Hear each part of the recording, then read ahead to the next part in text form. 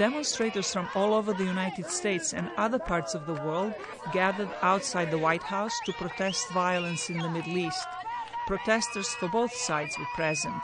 The demonstration on Friday followed one that drew thousands of protesters to Washington last Saturday. We are with pro-Palestine, but we don't want Israeli civilian deaths either. We're against civilian death. We don't want innocent UN hospitals. Hospitals have been attacked. Schools have been attacked. Children are being killed, and we think that that's a tragedy in itself, and we're here to stand against that. A pro-Israeli demonstrator had this message. I'm here to show my support for Israel, and hopefully so people realize that Hamas is the one that's at fault here, not the civilians in Gaza, but Hamas. While some protesters objected to attacks on civilians on both sides, others, like this man from Syria, blamed Israel and the United States. They're destroying that city, that place in that part of the world. It's being destroyed, demolished.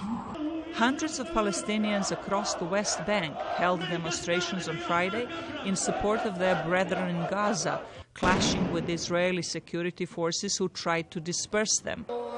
In Jordan's capital Amman, some 20,000 Muslim Brotherhood activists and supporters staged a pro-Hamas rally. The group members have been incensed since losing power in Egypt last year. The message is that all should understand the upcoming phase, negotiations. All compromises have been fallen.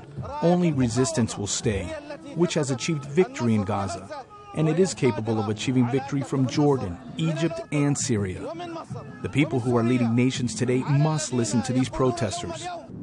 Violence between Israel and Hamas erupted again on Friday after the collapse of efforts to renew a 72-hour ceasefire.